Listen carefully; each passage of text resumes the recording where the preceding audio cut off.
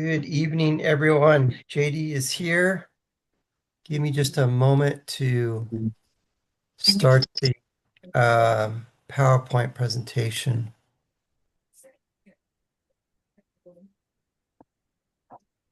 What if, what if, what if God? All right. You,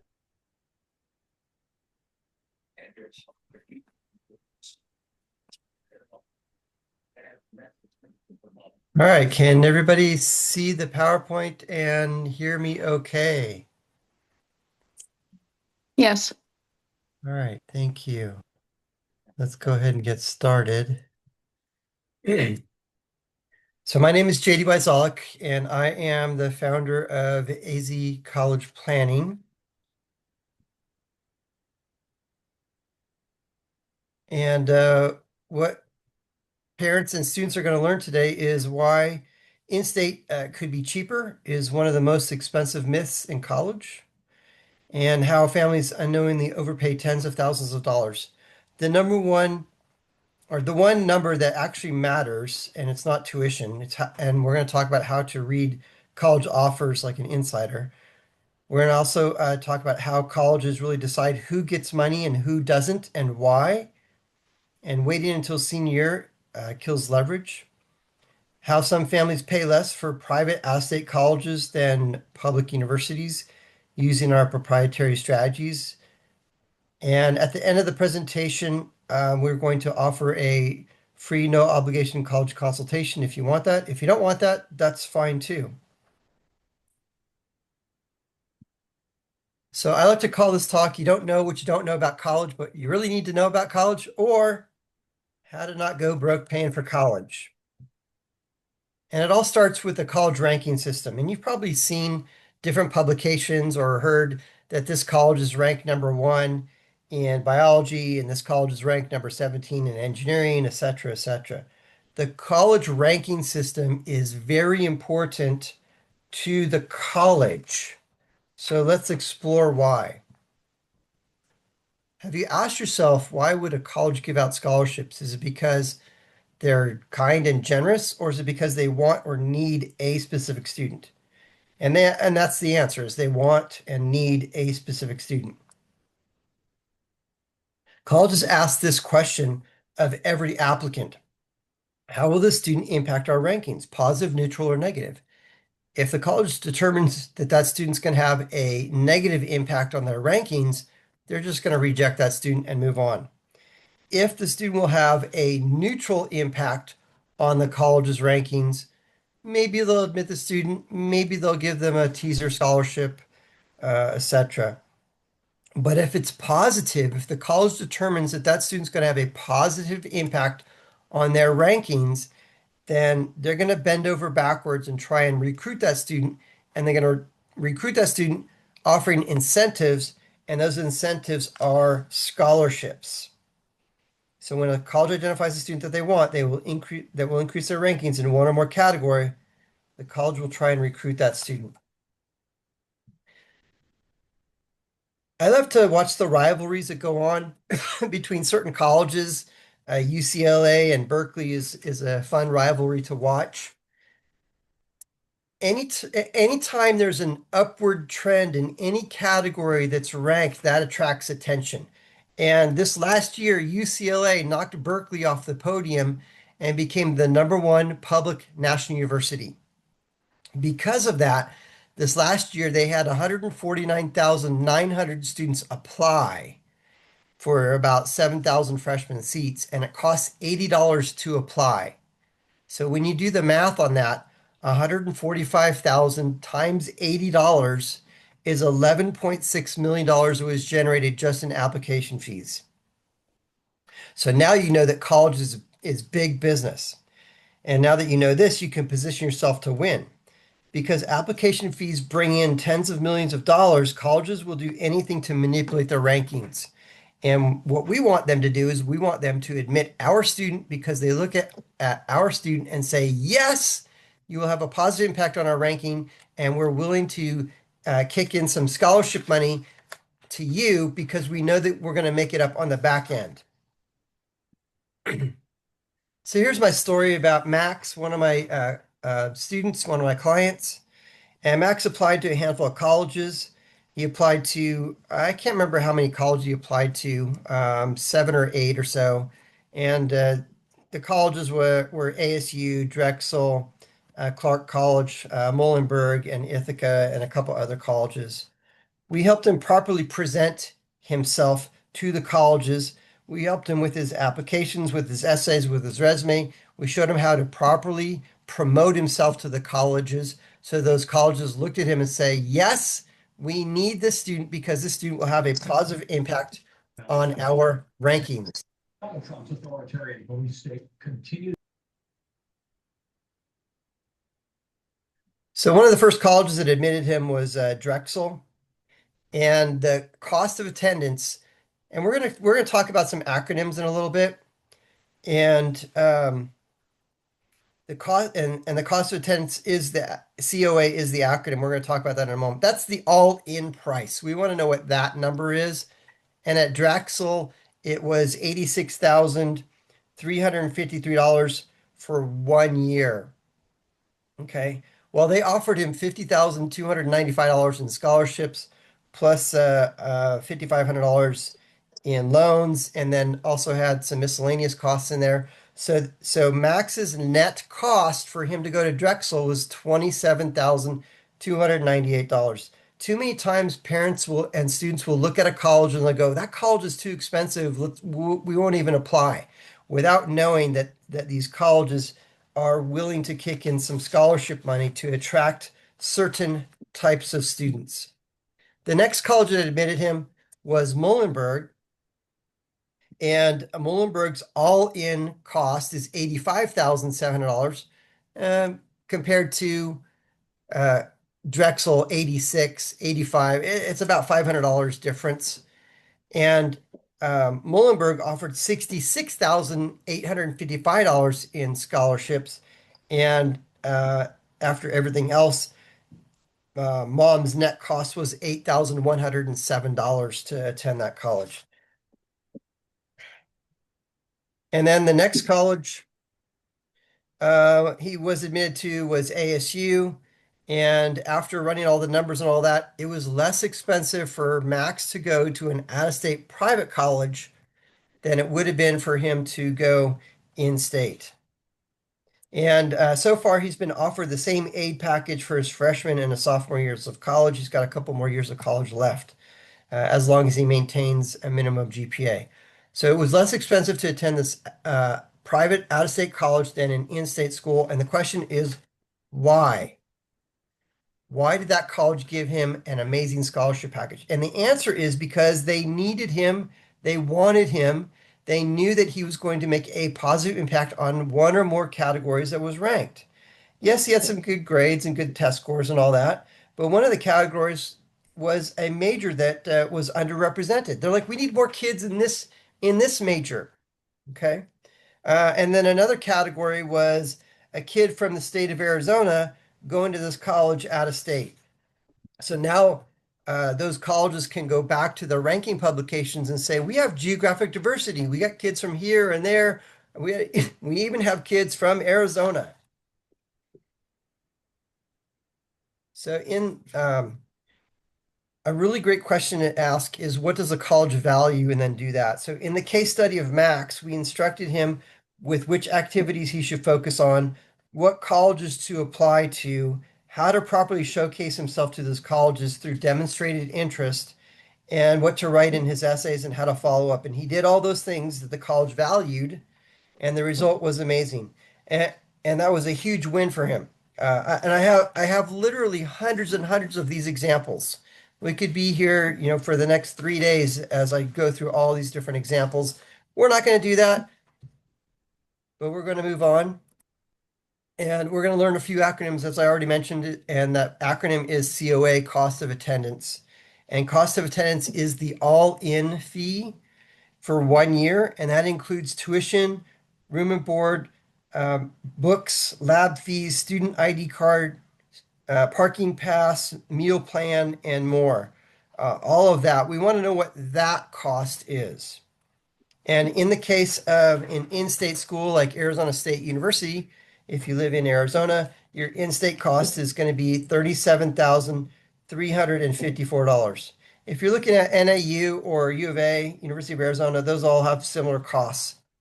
Uh, Whatever state that you're from, look up and find out what the cost is for the local state school. One thing that I really highly recommend is go and visit some colleges. So if you live in the Maricopa County area or whatever area you live in, within a 50 or 75-mile radius, find which colleges are in your area, and then go visit those colleges. So if you live in Maricopa County, the three colleges that are in Greater Phoenix is going to be ASU, Arizona State University, Grand Canyon University, and Arizona Christian University. And the reason why I'm asking you to go visit these three colleges is because it's not a big time or money commitment. So if that college is within a 50 or 75-mile radius of where you live, an hour, maybe an hour and a half drive or less, and then a couple hours on the tour. So a couple of gallons of gas and a little bit of time is what it's going to cost to visit colleges that are in your area. And I'm encouraging you to go visit these three different types of colleges. ASU is a large public school, Grand Canyon is a mid-sized private school, and Arizona Christian University is a small religious college. When you visit Arizona Christian University, look at it through two lenses. The first lens to look at it is going to be the size of the school. It's a small school. There's about 1,000 students that attend that college. Then look at it through the second lens, which is the religious lens, and they do require some religious for students to attend religious services and whatnot. I'm asking you to do this because it's not a big time or money commitment. So that when you do go to San Diego and you visit a college down there, or you fly across the nation and you visit some colleges in Florida or Chicago, now you've got something you can weigh, balance, compare, and contrast. When you visit a college, if you don't walk away with the impression of, wow, that college is amazing, I want to go there, know that they did a bad job. That's their job, is to sell you on their school. Okay.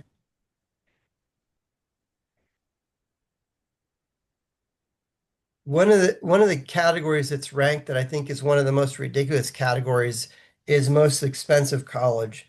And Harvey Mudd College in Los Angeles is ranked as one of the most expensive colleges, just hovering around $100,000 for 1 year, $98,984 per year to attend Harvey Mudd. NYU is $96,988 for 1 year. And UCLA out-of-state cost is $80,739 for 1 year. If you really want to scare yourself, do this. Go to the college's website and in the search bar, type in cost of attendance. It's going to bring you to that page, and then you just add all those numbers together. And here's how you'll scare yourself. Add those numbers together and then multiply it times, um,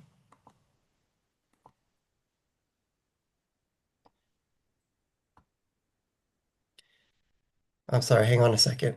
Go to the website, type in cost of attendance, and add those numbers together, and then multiply it again times the number of kids you've got. Or I'm sorry, times the number of years, 4 years, and then multiply it again times the number of kids you got. 2 kids, 3 kids, etc. That's enough to give anybody a coronary right there. And have you asked yourself, how in the world can we afford that? And I've literally talked to thousands of families, and these are some of the strategies that they've told me as ways to pay for college. And these might be something that you might be thinking about as well. And always the first one that comes up is, my kid's going to get a private scholarship. So let's put a definition on what private scholarship means. That's a scholarship that your student applies for and wins.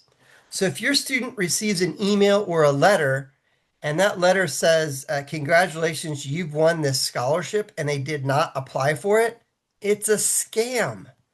Especially if that letter says, mail us $100 and we'll tell you which one you've won. That is absolutely a scam. So with private scholarships, your student has to apply for it. And if they win that scholarship, it's portable. And what I mean by that is they can take that scholarship to NAU, they could take it over to San Diego, they could take it over to Texas Tech, they could take it over to University of Kansas. It's portable that way. Versus if your student won the Wildcat Scholarship through University of Arizona, that's only usable at University of Arizona. So private scholarships are portable.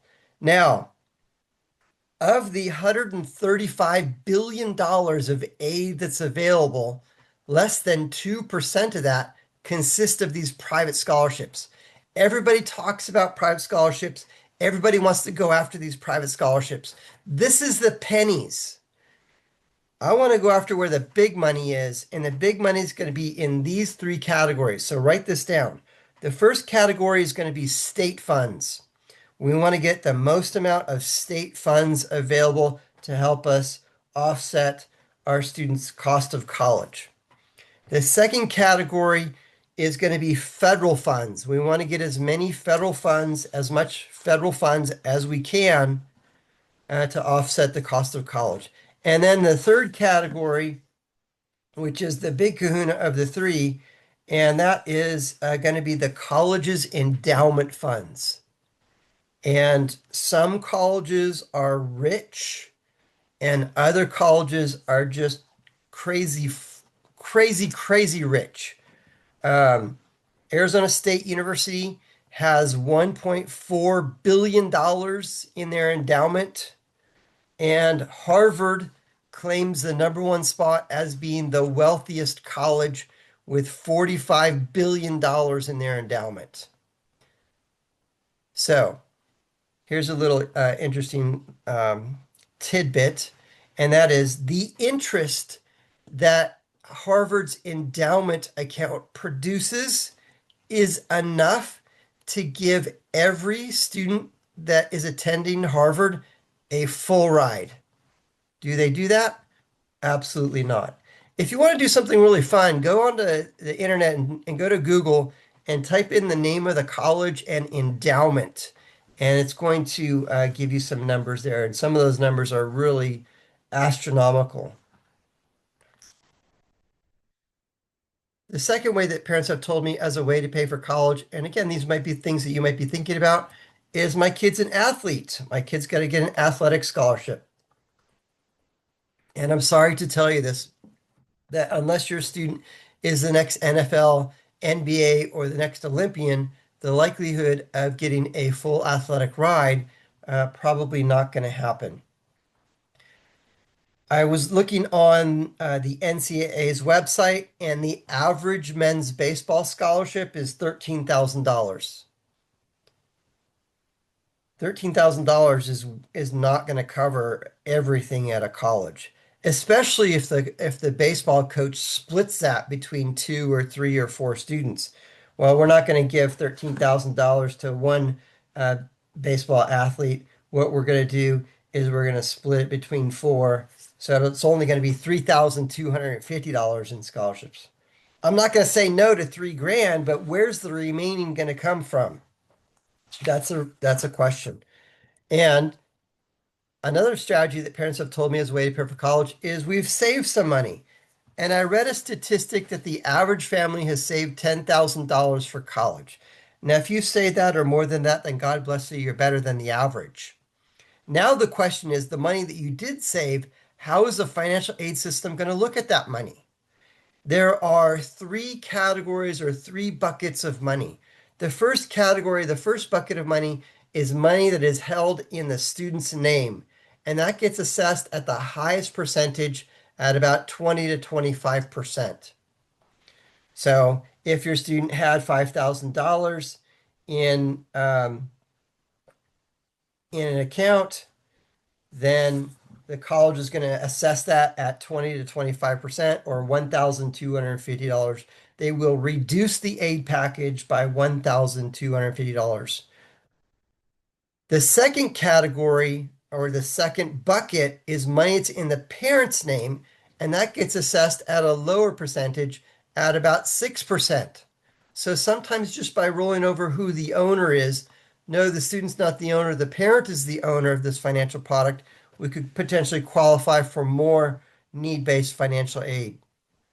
And then there's a third bucket, and that third bucket has an umbrella over it, and that umbrella is the retirement system. Any money you have parked in a retirement account is not assessed. So we want to make sure that the bulk of our money is going to be in the not assessed pile. So again, sometimes by moving money around from who the owner is, the student's not the owner, the parent is the owner, we might be able to qualify for more. Or if we move to one financial product to a different financial product, we might be able to qualify for more.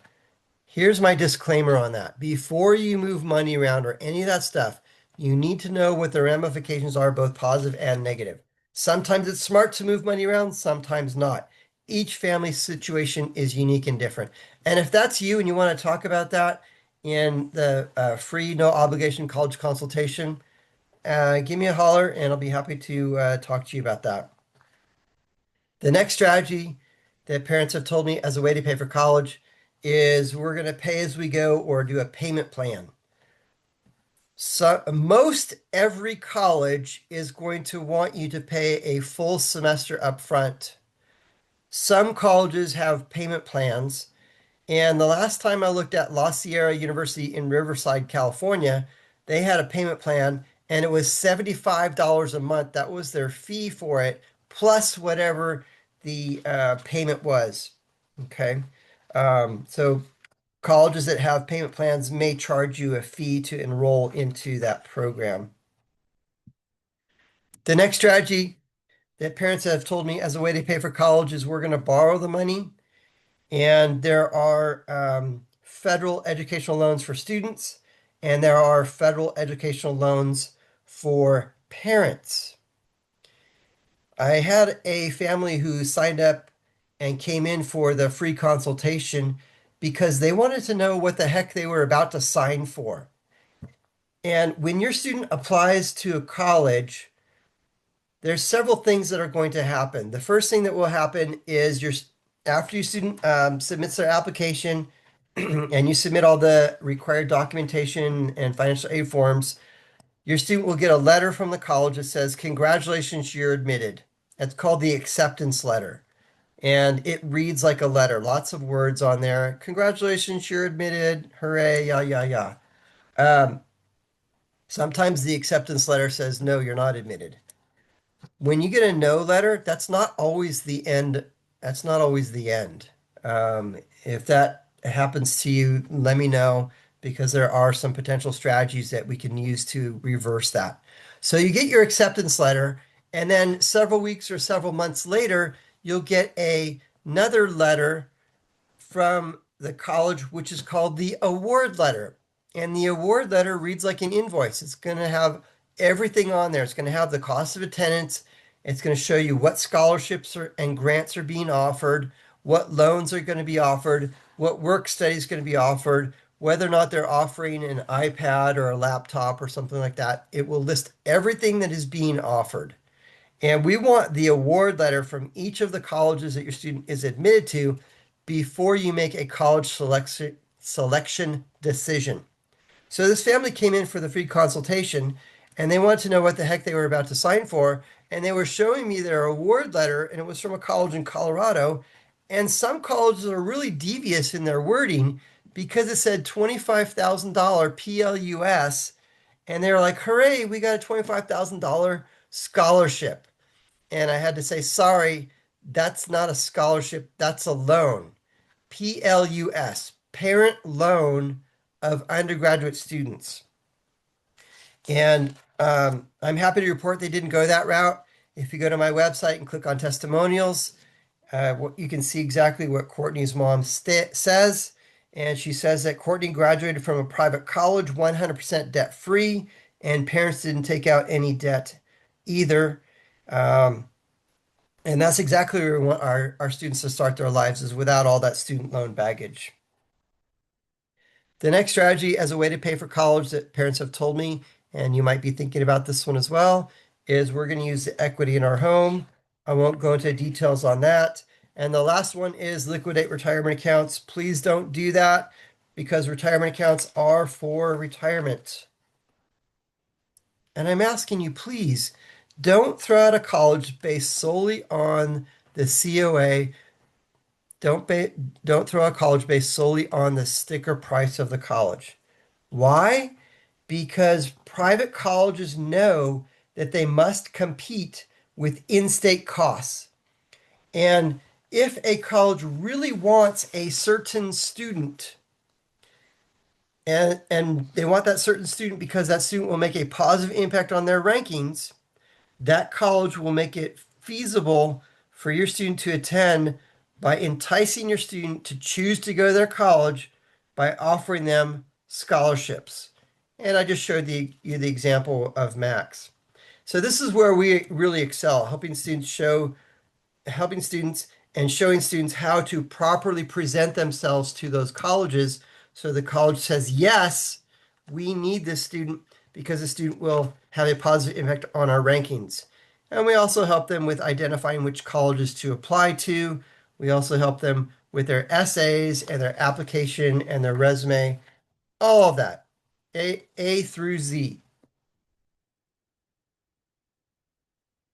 An important question to ask each of the colleges that your student's going to apply to and ultimately attend is, what is the average timeline for students to graduate from your college? How long is it going to take my kid to graduate from your college? The average graduation timeline at a public college is 6 years. 6 years. That's just unbelievable to me. If you go to my website, azcollegeplan.com, and click on college results, you can type in the name of any college. And this one, I happen to type in Arizona State University, and it shows that the 6 year graduation rate is 66%. 66% of the students are taking 6 years to graduate. Why?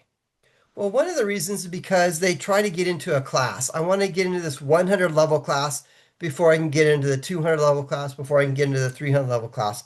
And that 100, that lower level class is full. And if they can't get into that class, then they have to wait until that cycle comes back around. Maybe they have to wait till the next semester, or worse, they have to wait an entire year to try and get into that class again. I do have a strategy on how to get into those full classes. I'll talk about that at a later time.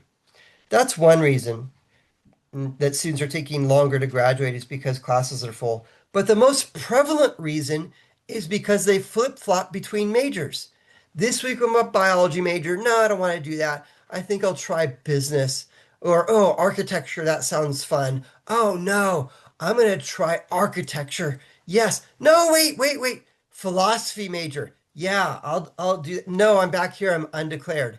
Every time a student changes majors, that pushes the graduation window out further and further.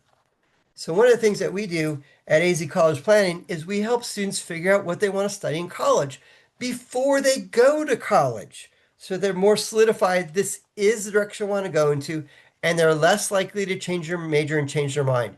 This one little thing right here, I guarantee you, can save you $70,000. How do I come up with that number? It's $35,000 a year to go to ASU. If your student goes 6 years, that's 2 extra years at 35,000, that's $70,000. If your student has a firm idea of what they want to study and they can graduate in 4 years or less, then you are going to save $70,000 or more. And how we do that is by we have a award-winning career assessment tool that we'll plug your student into. And that career assessment tool is going to ask your student questions. Do you like to do this? Do you like to do that? And it will generate a list of occupations based on how your student answers those questions. And we'll have a meeting with your student and we'll talk about those careers. And when we're looking at those careers, we always have to answer two questions. And the two questions are, what's the growth for this industry? Can I get a job? And the second one is, what's the pay? If it's good growth and good pay, keep it on your list. If not, cross it off and find something else. Because ultimately, what we want is we want our students to graduate college in 4 years or less with as little student loan debt as possible or zero student loan debt and graduate with a viable degree that they can immediately go get a job and become productive members of society and move out of your house. Okay. So here's my story. That's me. That's my high school senior picture. I think I look pretty dashing in a tux. I walked into my guidance counselor's office at the beginning of my senior year, and I talked with my guidance counselor, and I still remember it today. I walk in and, hi, Miss Nuss. Hi, JD. How are you? I'm fine, thank you. JD, go ahead and have a seat. I sat down, and she says, JD, you're a good artist. You should be an art major. And I'm like, okay. And next. And that's how much time I spent with my guidance counselor. No offense to any guidance counselors, they're overworked and overbooked. And I thought about it for all of about 37 seconds, and I thought, well, artists don't make any money. I got to do something else. I don't want to be a starving artist. And at that same time, I had a friend who was a freshman at Biola University in Los Angeles, and I was talking with him on the phone, and he says, JD, you got to come to the school. It's so awesome. We have the most amazing beach bonfire parties. And we had some really good beach bonfire parties. They were a lot of fun. And the girls here are super cute. I'm like, I like that. And then he says, and then I asked him the question, do they have a graphics department? And he says, yeah. And I said, dude, I'm in. And that's how much thought went into me picking my career, my major, and all of that stuff. And um, I applied to that college, got admitted, and all that stuff. This is something else that I highly encourage and highly recommend for your student as well, and that is get an internship. Use the Career Center at the college and get an internship. I was uh, I was a junior in college, and I was sitting in my favorite professor's class, Professor Craig, and he says to me, he says, JD, there is this internship opportunity that's coming up. I think you should apply for it. And if you do, I'll write your recommendation letter. I applied, he wrote it, and I got it. And I got an internship at a graphics house. And I realized I don't want to do this the rest of my life. What I really wish I would have done is got that internship in the beginning of my freshman year because that would have changed a lot of things. So at AZ College Planning, we're going to help your student figure out what they want to study in college so they can graduate in 4 years or less. Let's move on to the two main financial aid forms, and those are the FAFSA form and the CSS profile. There are a lot of similarities between these two forms, and there are some major differences between these two forms. The FAFSA is a static form. Colleges cannot add or subtract questions, where the CSS profile asks all the same questions that are on the FAFSA form. And then in the supplemental section, colleges can ask whatever they want in there. And in the supplemental questions section, some colleges are asking, what's the make, model, and year of your vehicles? JD, why are they asking me that question? Because if you're claiming that you're driving a 2027 Bentley and you're also stating that your income is $60,000, they're going to go, those don't match. And they're going to start asking more questions and stuff. Another major difference between the FAFSA and the CSS profile is the FAFSA is free and it is an acronym, FAFSA, Free application for federal student aid. So there's no fee to submit it. If anybody is charging you to submit the FAFSA form, uh, yeah, they're not supposed to do that, to charge for that. The CSS profile, there is a fee to submit it. And that fee is $25 for the first college plus $16 for each additional school. So if your student applies to, let's say, 10 colleges and 3 of those colleges require the CSS profile, then it's going to cost you $57. $25 for the first college, $16 for each additional school, $57 for 3 colleges. CSS profile is administered by College Board. College Board is the entity that created the SAT, PSAT, AP tests, CLEP, and a few other things. Every college is going to require the FAFSA form. Some colleges are going to require the FAFSA and the CSS profile financial aid form. And some colleges will require their own proprietary form. You want to find out which forms each of the colleges want and supply them with whatever it is that they're asking for. I won't tell you the name of the college. I'll just give you their initials. USC. USC is notorious for rejecting students that do not give USC everything that USC is asking for. And USC does ask for the CSS profile in addition to the FAFSA form. JD, why does USC do that? Because they want to know if they admit your student, can mom and dad pay? Now, I've had conversations with other families and they've told me, well, we make too much money to qualify for aid, so why should we fill out these stupid forms? And I say it's part of the game, it's part of the dance, it's another way to demonstrate interest. And demonstrating interest is critical. It could be the catalyst that has the tipping scale that gets your student admitted and get scholarships. So here's a story about John. When John and his dad came into the office, they hired us to help him, and we helped him identify a handful of colleges. We helped him with his applications. We helped him with his essays. We helped him fine tune and polish up his resume. We also encouraged him which clubs and activities to be involved with. And he did all those things. And he applied to a handful of colleges and got admitted to a bunch of them. I don't remember which college it was. It was in the Washington, D.C. area. It was either GW, Georgetown, or George Washington University, or it was Georgetown University. It was one of the 2 George schools, which is predominantly a need-based aid only school. And what need-based aid only means is if the college admits the student and the college determines that that student does not qualify for any financial aid based on the college's formula, then that family is probably going to pay full price to go to that college. Well, I encouraged John's dad to submit the financial aid forms, and we helped him and we assisted him with that process. And here's a little background on John's dad. He made $1.5 million. He had $4 million in his checking account, which boggles my mind. Why would you have $4 million in your checking account earning 0.5% interest? Move it somewhere else and get more. And then he had another $10 million in a brokerage account. And then he owned several $1 million homes and had those all paid off and stuff. So a very wealthy family. And based on those numbers, he's not going to get any need-based financial aid at any college.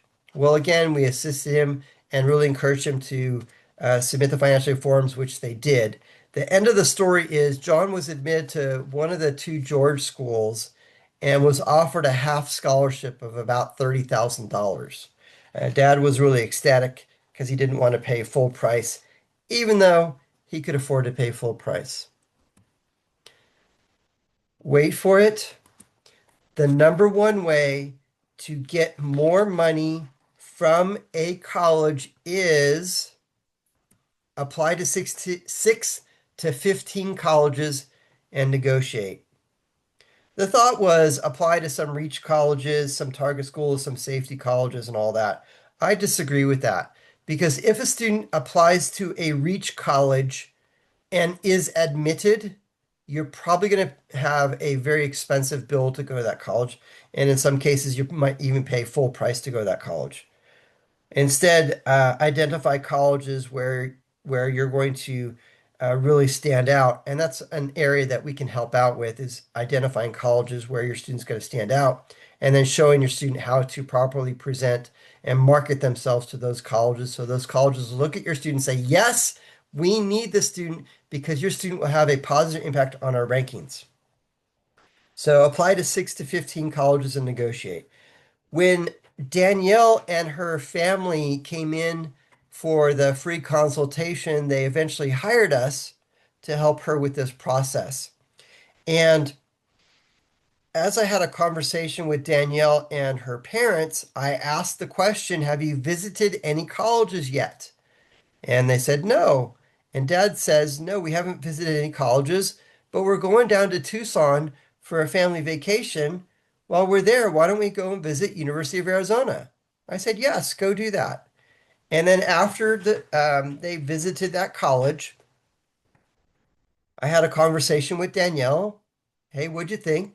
And all that. And Danielle was so excited. She says, "I'm going to apply to U of A. That's the only college I want to attend. It's the best school ever. Hooray. Yes, yes. I'm going to only apply to that college." Remember what I said earlier. If you don't walk away with the impression after you visit a college or talk to an admissions recruiter, if you don't walk away with the impression of that school is amazing, understand that they did a poor job presenting their college. That is their job, is to sell you on their college. And whoever was the recruiter at U of A really sold Danielle on that college. And I encourage Danielle, please apply to more than one college, because the worst thing any student can do is apply to one college. Because if that student applies to one college and is admitted to that one college, other than that college saying, "Yes, come to my school," what else does that college have to do to entice that student to choose their college? Nothing. Now, if that one college has to compete with two or three or five or more colleges, then that one college must offer some form of incentive. And the incentive that we want is scholarships. So I encourage Danielle, apply to more than one college. She did. I can't remember how many schools she applied to, 6 or 7 colleges. And we knew that she was going to be admitted to U of A based on her grades and everything, and she was admitted to U of A. Some colleges are really notorious for lowballing the first offer of scholarships. And Danielle's dad calls me up in March of her senior year of high school and said, "Danielle was admitted to U of A. Hey, congratulations. Awesome." And the award letter says zero, zero scholarships, zero grants. I don't want to pay full price. I don't want to pay $35,000 a year to go to college. What can we do? I said, "What other college was she admitted to? And what scholarships was she offered at those other colleges?" And he says, "Oh, she was admitted to NAU and she was offered X dollars in scholarships at that college, but she doesn't want to go there." I said, "Take the NAU award letter and go down to U of A and say, 'They gave me this. What can you do?'" Not only did U of A beat the other college's award letter, they also offered Danielle an iPad. Danielle was really excited about the free iPad. Dad was more excited about the scholarships. If you ask a college if they negotiate, they are going to flat out tell you, "No, we don't."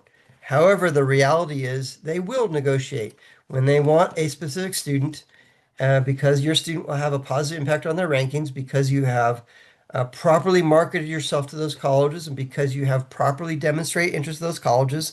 They're going to want your student and entice them with scholarships.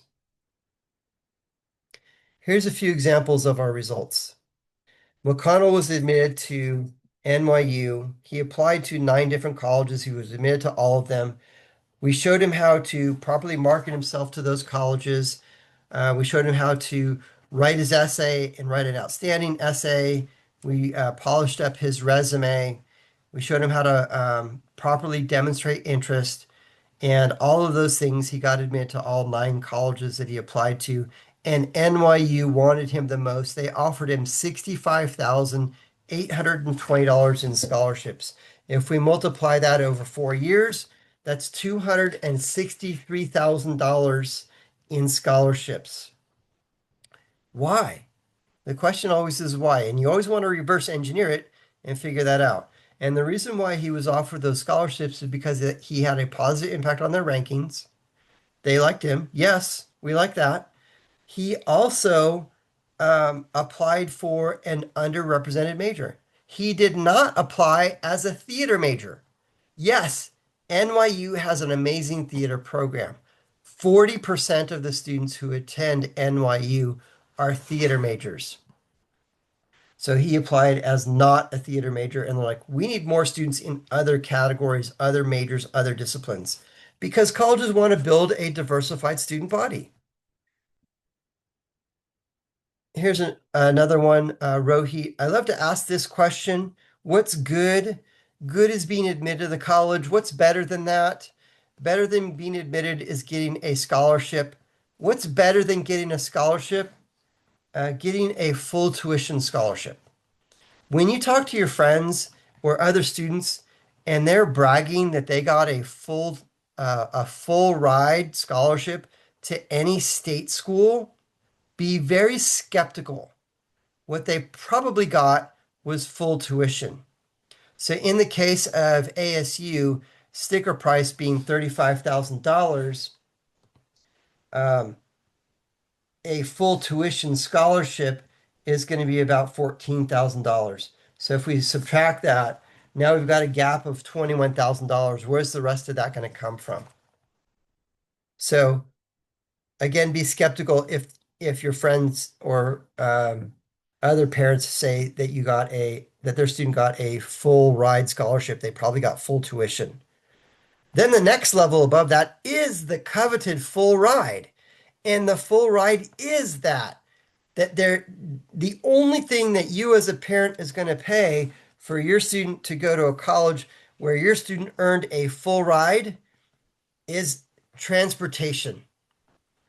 The bus, train, airplane, or gas money to get your student from your home to their campus, wherever that may be.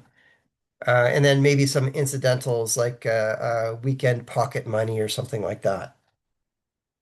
So, what's good? Getting admitted. What's better than that? Getting a scholarship. What's better than that? Getting a full tuition. What's better than getting full tuition? Getting the coveted full ride.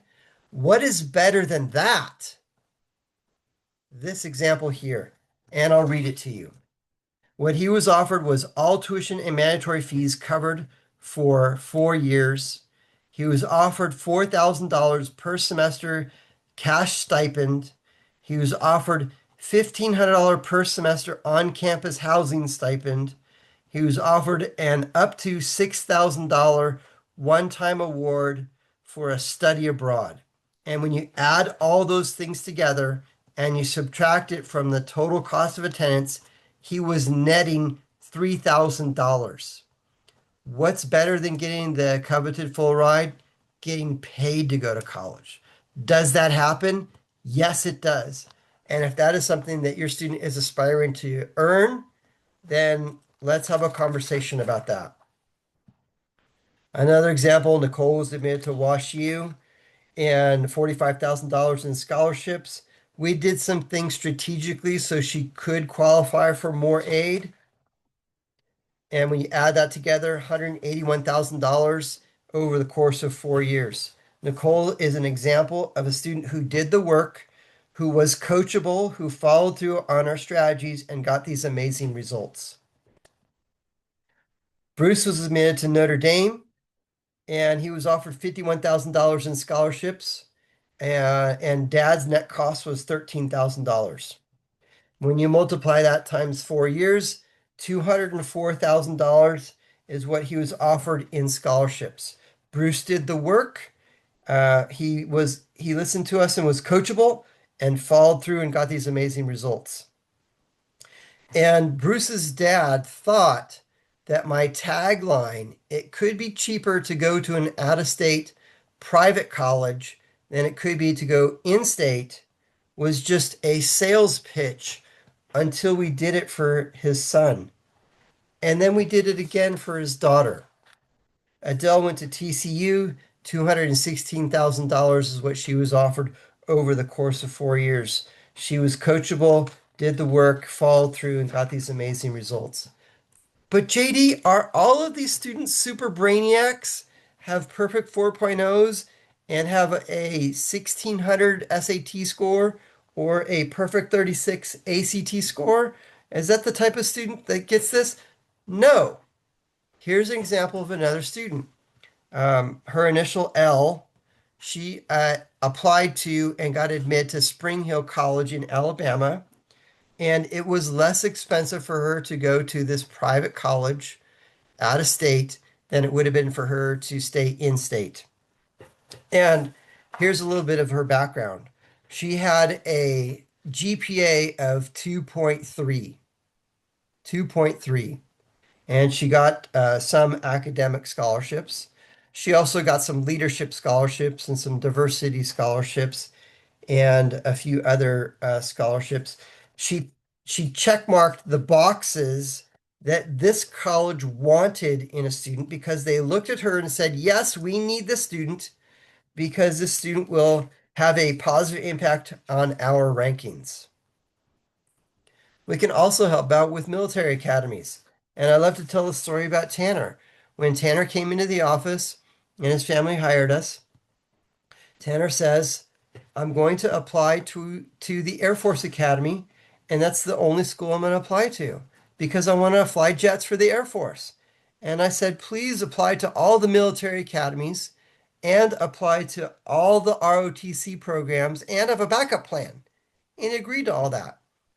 And he called me up and said he wanted to schedule a meeting. And we scheduled a meeting. We were talking. And he says, "JD, I've been doing some research on the Air Force's website, and the minimum ACT score is 24. I got a 25. What do you think?" I said, "They're going to take your application and going to throw it in the trash because your application test score is just barely above the minimum." So we plugged him into our program called Beat the Test. And he went through that program and took the test again. And the Beat the Test program, we teach students strategies on how to beat the test because the SAT, ACT, and AP are all standardized tests. Because they are a standardized test, they have to follow a pattern. So we show the students how to identify those patterns. And he went through that program and he ended up with a 29 ACT score, amazing, and got admitted to the Merchant Marine Academy in Kings Point, New York. And upon graduation, they're like, "Where do you want to go?" He says, I want to fly jets for the Air Force."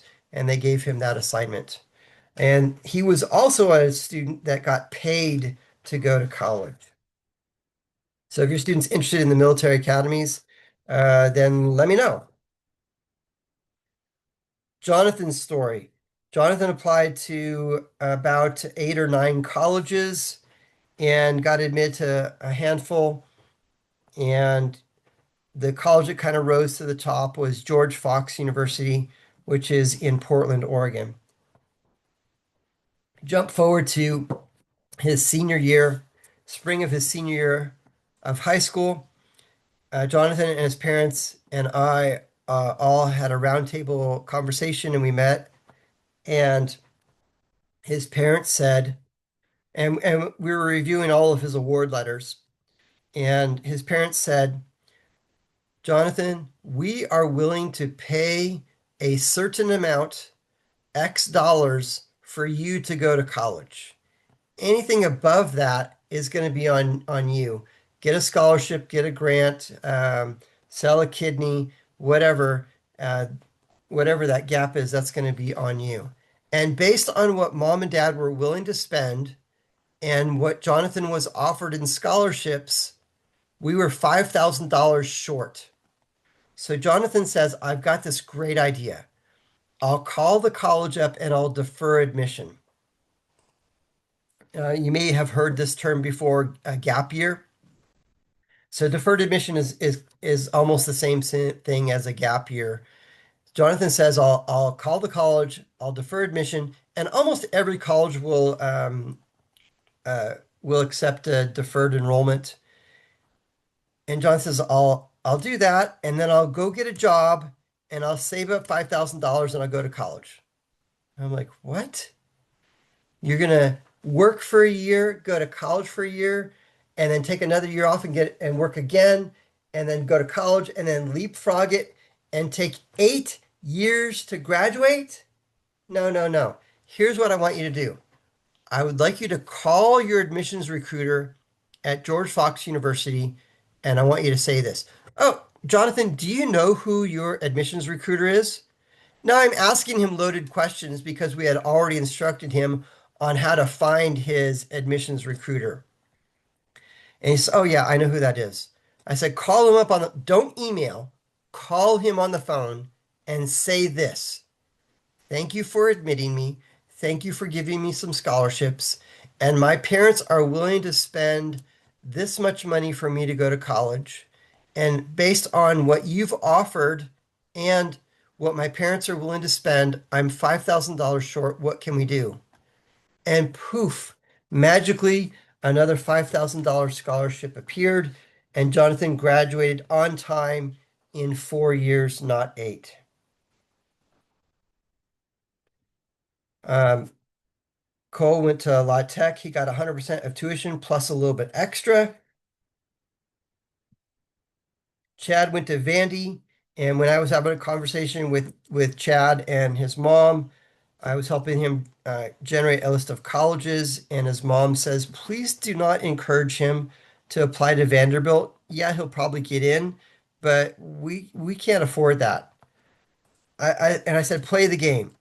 And they agreed, and Chad got admitted to Vandy, $231,000 in scholarships over the course of 4 years. I got a very nice email from his mom after that. This student went to TCU, $212,000 in scholarships over the course of 4 years. He did the work, he was coachable, and he followed through and got these amazing results. What I'm super excited about is two things about Trevor, and those two things are he graduated from TCU 100% debt free, so he doesn't have that baggage. And the second thing is he listened to our strategies and listened to our coaching, and he utilized the career assess the career center at the college and landed an internship. He got several internships, and one of those internships ended up turning into a job, and he landed a job at a financial institution in Denver, Colorado, making some big bucks. Super excited for him and his life and that. But JD, are all these students out of state private colleges? Nope. We can help students get into some in-state colleges. And this student happens to also be named Trevor. He got admitted to NAU and got an amazing scholarship package there. And he graduated 100% debt free, no student loans. This is exactly where we want our students to be when they graduate, zero debt or as low as possible. And I literally have hundreds and hundreds and hundreds of these stories. Jared got admitted to IIT, $159,000 in scholarships. Uh, it- and This student got admitted to Loyola University Chicago campus and originally was offered $28,000 in scholarships. We appealed and negotiated with the college and we got an extra $2,000. But we didn't get $2,000. We actually got two, four, six, $8,000 because she got it all 4 years. I want to help tell your student success story. And this is how we're going to do it. The services that we provide are one-on-one meetings with your student. So we'll help by offering personalized one-on-one meetings that are compassionate guidance with motivating support that keeps your student on track and confident in their college journey. We don't do cookie cutter because each student is unique and each student is different. So we're going to meet with the student one-on-one and show them how to properly market themselves to those colleges. We also have parent meetings. The parent meetings will be more on the financial side, looking at your numbers, offering some ideas on how to maximize all forms of aid. And then we host a variety of different classes, and the classes complement the one-on-one meetings. So I already told you about the Beat the Test class. We also have a How to Study class. In that class, we talk about what type of learner are you? Are you an auditory, visual, or kinesthetic learner? And if you are an auditory learner and you have this type of teacher or professor, here's how you study for that. We also have the influencer and marketing class. And in that class, we talk to students about how to properly develop rapport with admissions recruiters. And and the example of that was with Jonathan because he had great rapport with his admissions recruiter. When he asked him for more money, they're like, yes. So the human psychology is if that admissions recruiter likes you and knows you, the probability of admission and the probability of scholarships goes up. We also have a resume class. We also have an essay class and some parent classes.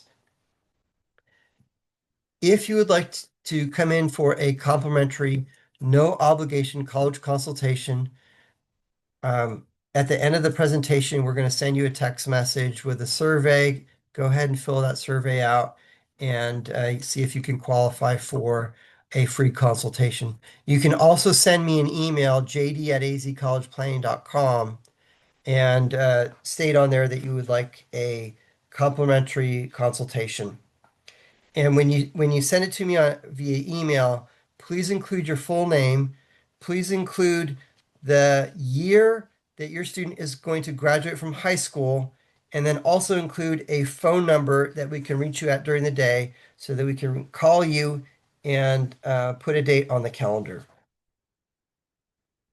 Here's another great example. Noah sent me this text message, and I'll read it to you. I got into Georgia Tech. Thank you for the 10-week plan you gave me. It helped me get into my dream school, which means a ton. I'll be attending Georgia Tech in the fall. I got $32,000 a year in scholarships. It was the best aid offer I got outside of ASU. It was the same cost for him to go to Georgia Tech as opposed to go to ASU. And at that point, make a decision. Which one is going to be a better fit for you? Which one are you going to thrive more at? And he says, yes, Georgia Tech. So we are the experienced leader since 2007. I've been doing this a long time, and I know what gets students admitted. I know what gets students scholarships. You only get one shot at this to get it right, so don't leave it to chance. We are the nation's leading experts on admission and financial aid and guiding families with proven results since 2007. If you would like to come in for a complimentary, free, no obligation college consultation, either click on the link or send me an email, jd@azcollegeplanning.com, jd@azcollegeplanning.com. And if you'd like to explore how we can make a real measurable difference with college admission and college scholarships, please send me an email, jd@azcollegeplanning.com. Include your name, a daytime phone number, and your student's high school graduation year, and I will reach out to you and schedule a free, no obligation college consultation. Thank you very much for attending. I'm going to hang out for just a couple minutes. Does anybody have any questions? If you have a question, either unmute yourself or put it into the text. I have a question. Go ahead. Do you only work with, so I have a son that's already in college and then a daughter that's going to go next year. My son just transferred to Boston University and I have questions about that. So do you help with kids that are already in college? No, I don't. No. Because Okay. because the deal's already done. Yeah. Okay. Any other questions? Kim, if you do have questions, send me an email with your questions. I'll be happy to Okay. reply to that. Yeah, I JD have at a AZ College Planning. I have a senior right now, so I might ask you some questions about her, but I'm more concerned with my son who transferred to Okay. Boston University. And so thank you. Yes. Send me an email. I'll be happy to answer those questions. Okay. Anyone else have any questions? Going once, going twice. Thank you very much for attending. Here's my big sales pitch. Tell your friends. All right. Thank you and have a great evening. Good night. Night.